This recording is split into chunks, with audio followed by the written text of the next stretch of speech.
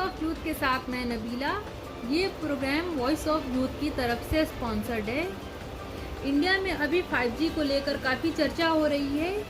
हाल ही में फिल्म अभिनेत्री जूही चावला ने दिल्ली हाई कोर्ट में 5G के खिलाफ याचिका दायर की थी और हाई कोर्ट ने उनकी याचिका खारिज करते हुए उन पर 20 लाख का जुर्माना लगा दिया था। 5G को लेकर कई तरह की अफवाहें चल रही हैं। आज के इस प्रोग्राम में हम इस पर बात करने वाले हैं कि 5G आपकी हेल्थ पर असर डालता है या नहीं।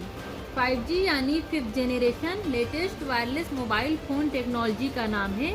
वैसे तो इसका इस्तेमाल 2019 से ही शुरू हो गया था, लेकिन भारत में ये आना चाहिए या नहीं, इसको लेकर अफवाहों का बाजार गर्म है।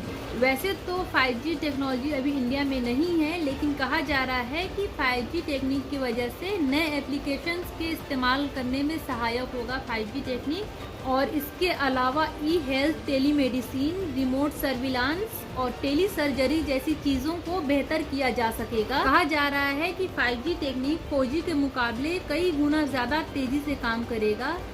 5G technique 100 gigabits per second के हिसाब से काम करेगा, जिससे काम करने में काफ़ी आसानी होगी और ये एक तरह से टेली कम्युनिकेशन के क्षेत्र में बड़ा विकास है।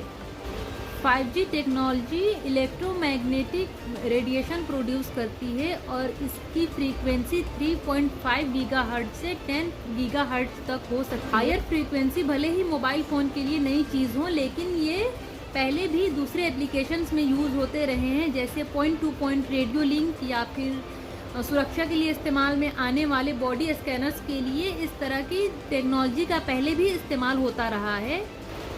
बता दें कि 5G टेक्नोलॉजी जो इलेक्ट्रोमैग्नेटिक रेडिएशन प्रोड्यूस करते हैं, वो रेडिएशन एक एरिया बनाते हैं और उसे इलेक्ट्रोमैग्नेटिक फील्ड कहते हैं।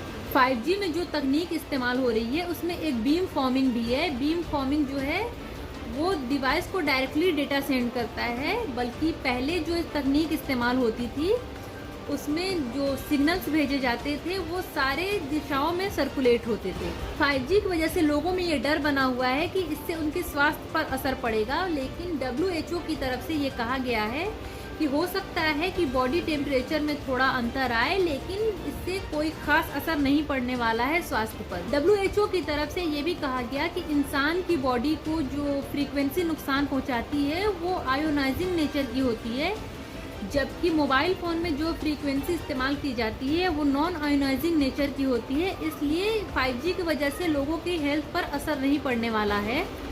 लोगों में 5G को लेकर ये अफवाह भी है कि 5G उनके कॉग्निटिव फंक्शन पर असर डालेगा, लेकिन इलेक्ट्रोमैग्नेटिक फील्ड को लेकर पहले भी रिसर्च हुई है और रिसर्च में ये बात सामने आई थी कि एक दिन में 90 मिनट से ज़्यादा मोबाइल फ़ोन के इस्तेमाल करने से अटेंशन मेंटेन रखना मुश्किल होता है, लेकिन ये इलेक्ट्रोमैग्नेटिक फील्ड की वजह से हो रहा है, ऐसा ज़रूरी नहीं होता। रिसर्चर्स की तरफ से ये भी कहा गया है कि उनकी रिसर्च में ये बात सामने नहीं आई है कि इलेक्ट्रोमैग्नेटिक फील्ड की वजह से याददाश्त पर असर पड़ता हो।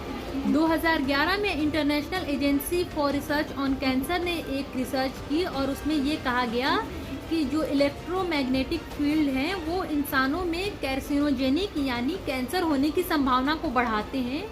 लेकिन उसके बाद कई और रिसर्च हुए, लेकिन नतीजे फिर वही सेम रहे। लेकिन 2018 में एक और रिसर्च की गई और उस रिसर्च में ये कहा गया कि हायर फ्रीक्वेंसी इलेक्ट्रोमैग्नेटिक फील्ड और ब्रेन कैंसर में कोई संबंध है, इसके कोई सबूत नहीं मिल पाए इस रिसर्च से। वहीं अफवाह ये भी फैल रही है कि कोविड-19 जो है वो 5G टेक्नोलॉजी की वजह से बढ़ रहा है, जबकि कोविड संक्रमित व्यक्ति के सांस के संपर्क में आने से होता है।